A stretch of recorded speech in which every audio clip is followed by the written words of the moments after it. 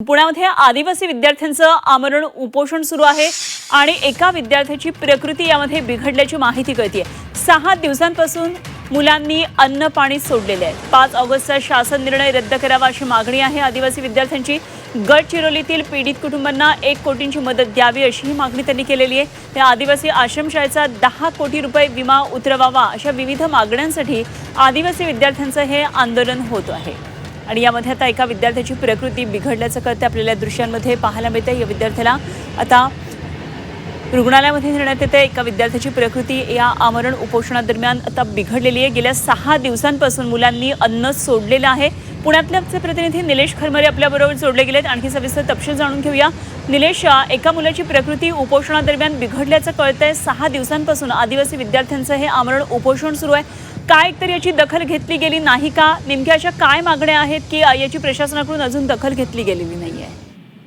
अनुपमा, जर बघितलं तर नागपूरमध्ये ज्या सर्पदोषाने ज्या 3 विद्यार्थ्यांचा मृत्यू झाला होता, त्यानंतर या ठिकाणी पुण्यातील आदिवासी वसतिगृह जे आहेत त्या ठिकाणी जे 300 मुलं जे आहेत ते या ठिकाणी आता उपोषणाला बसलेले आहेत आणि आता हा 6वा दिवस आहे। त्याच्या मागण्या आहेत की जे मृत विद्यार्थी झालेले आहेत त्यांना भरपाई मिळावी आणि अशा अनेक ठिकाणी आश्रमशाळा ज्या आहेत किंवा वसतिगृह आहेत तिथं मूलभूत सुविधा मिळत नाहीत, त्या तातडीने दुरुस्त कराव्यात आणि कुटुंबांना 1 कोटीची मदत मिळावी अशी मागणी घेऊन या ठिकाणी ते आंदोलनाला बसलेले आहेत। आणि आजचा हा त्यांचा 6वा दिवस आहे। यातील 3 विद्यार्थी जे आहेत त्यांनी ते आमरण उपोषण सुरू केलेलं आहे। त्यातील एक विद्यार्थी जो आहे त्याची तब्येत जी आहे ती आता खालवलेली आहे। त्याला रात्रीच खासगी रुग्णालयामध्ये दाखल करण्यात आलेलं आहे। मात्र या दरम्यान या ठिकाणी काल रात्री सुद्धा काँग्रेसच्या यशोमती ठाकूर यांनी सुद्धा भेट दिलेली आहे। हे आंदोलन जे आहे ते आता चिघळण्याची शक्यता आहे, कारण आजचा 6वा दिवस आहे। अद्यापही त्यांच्यापर्यंत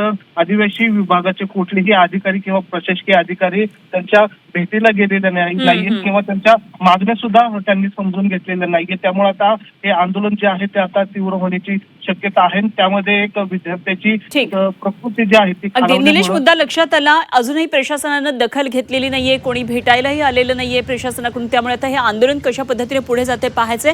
त्यात एका विद्यार्थ्याची प्रकृती आता थोडी बिघडल्याचं सुद्धा आपल्याला दृश्यांमध्ये दिसतंय। निलेश, जरूर या सगळ्या घडामोडीवर लक्ष ठेवून राहा। अपडेट आपण वेळोवेळी जाणून घेत राहू। तुर्तास धन्यवाद दिलेल्या माहितीसाठी।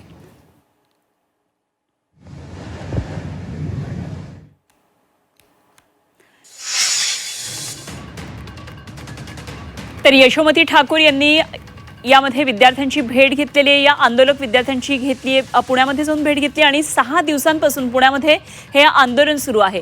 पुण्यामध्ये हडपसर शेवाळवाडी इथल्या आदिवासी विद्यार्थ्यांच्या आश्रमगृहामध्ये विविध मागण्यांसाठी 300हून अधिक विद्यार्थी आंदोलन करत आहेत आणि गेल्या 6 दिवसांपासून विद्यार्थ्यांनी या ठिकाणी अन्नत्याग केलेला आहे। 4 उपोषणकर्त्यांपैकी एकाची प्रकृती आता बिघडली आहे, त्याला रुग्णालयात दाखल करण्यात आलेलं आहे।